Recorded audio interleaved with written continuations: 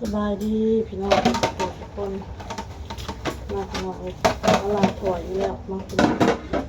ล้างถ้วยคือเก่าอย่าพาเบื่อเลยพี่น้องเด้อเขามาเบิ่งคลิปให้หน่อยพอมีรายได้เติมอีกพี่น้องสิตอบคอมเมนต์ FC ไปนำพี่น้องเนาะ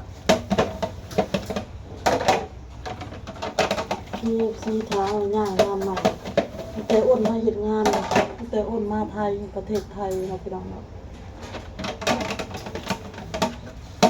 คนง่ายงานมา3 งานแล้วพี่น้องเลยง่ายงานมา3 งานแล้วพี่น้องเนาะ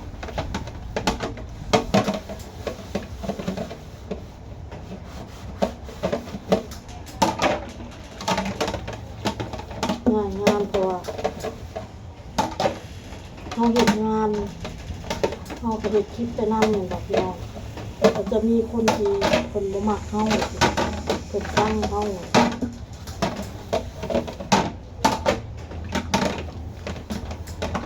การที่เฮาเฮ็ดงานมันก็ง่ายเนาะเฮ็ดบัตร MOU เฮาเฮ็ดกับเพิ่นได้อาทิตย์หนึ่งหรือว่าเดือนหนึ่งเพิ่นอยากเบิ่ง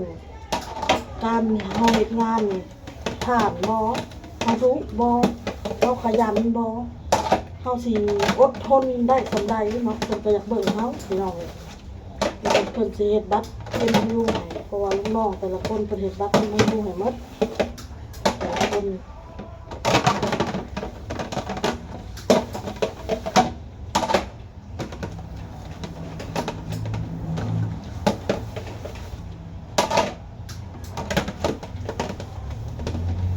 แต่ก็หาเฮ็ดหลายงานทำงานหาเงิน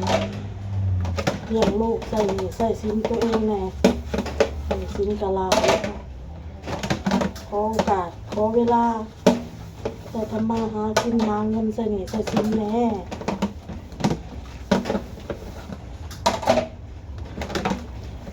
คนก็บ่ฮู้ว่าคนนี่ไปเฮ็ดหยังไปเว้าหยังหั่นล่ะใส่คือว่าคนก็อยู่แต่ของคนบ่ได้ด่าได้ปล่อยไผ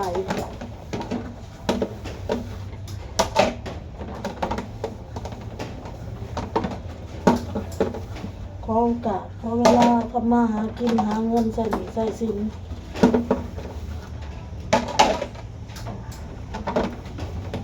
เอาFCทุกคนที่มันบ่มักในโต้ข่อยมันสิเสียบ่มักในโต้ข่อยพอกับบ่ฮู้เนาะเฮาไปเฮ็ดหยังให้เพิ่นได้สร้างเฮาบ่มักเฮา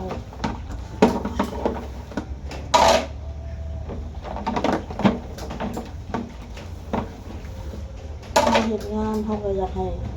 บ่อยากให้หมู่ร่วมงานนำเฮาบ่มีปัญหาหรือว่าเจ้าของร้านมีปัญหา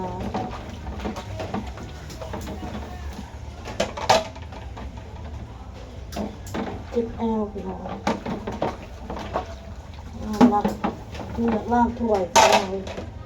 นอกจากลูกค้าบ่มีแล้วลูกค้ามาเขาล้างถ้วยล้างบ่วงล้างถ้วยน้ำพริกน้ำหยังแล้วกับส้อมซ้อนแล้วเรียบร้อยแล้ว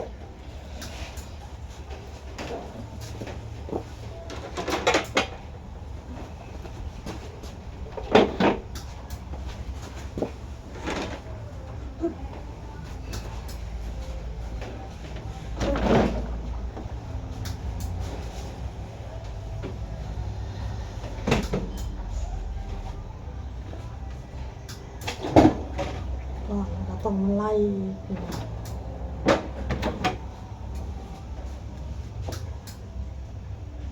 มีหลาย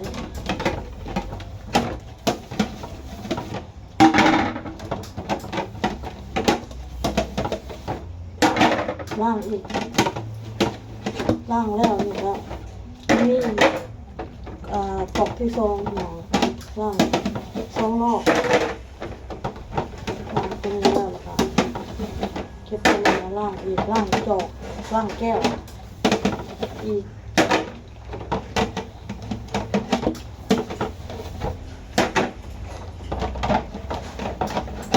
ล อกขอบใจเอฟซีมันทุกคนที่ยังที่ชอบที่ถึงเด้อที่ยังแบบน้องที่บ่ปะบ่ถิ่มขอบมุกขอบใจขอบใจเราเมื่อท่าเมื่อฝนมาแล้วพี่น้องทุกคนชิบก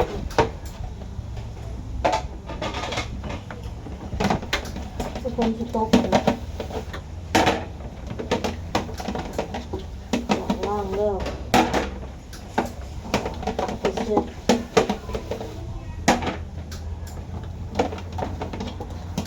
ซีกับชิทอดน้องออโต้น้องบอลพี่น้องชิทอดทุกท่านพี่น้องคอยกับชิทอดลูกทุกท่าน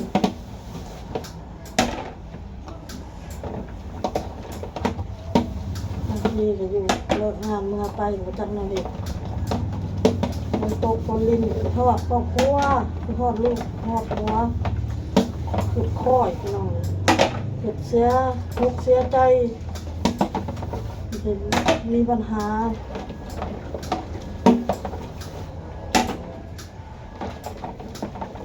คนมามันยอดบ่ได้ยอดเวลาบ่ได้เพียงมันจะเดินหนาเดินหนาสูงมีสองอย่างในสมองคำว่าสูงมีแต่ตาย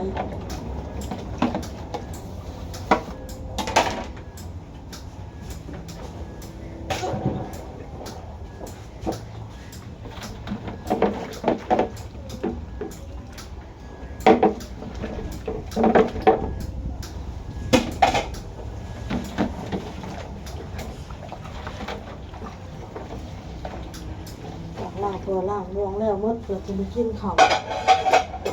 กินน้ำเนาะ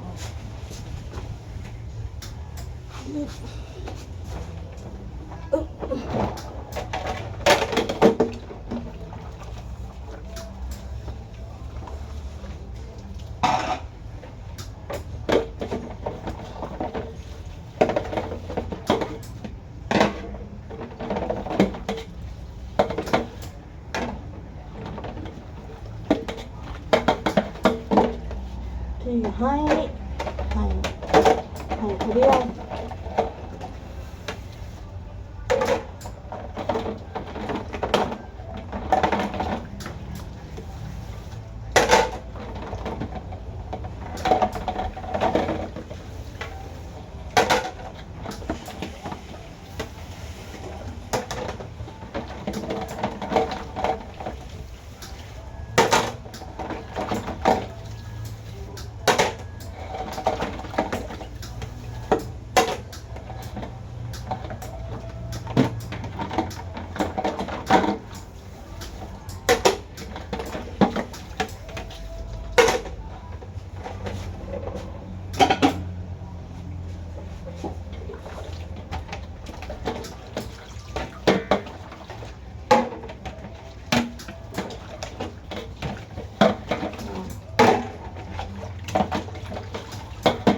ล่าง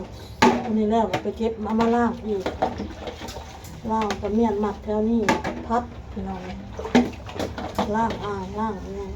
งพินก็ล่างพัดกระสอบกระซามกะละมังยังอยู่พุ่นเก็บมาล่างขวดมันสะอาดเรียบร้อย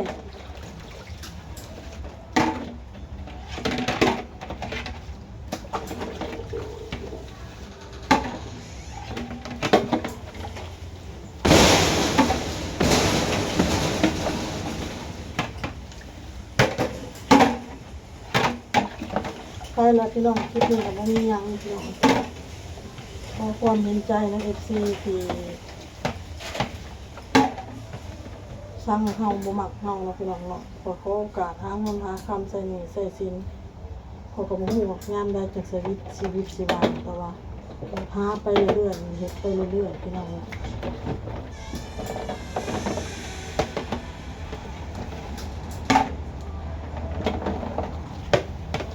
ต้นลูกพออีต้นแม่ไปมัดแล้วมันท่อมันมัดหน่อย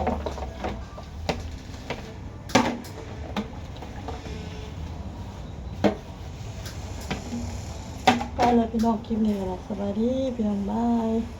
พอกับคลิปหน้าจ้า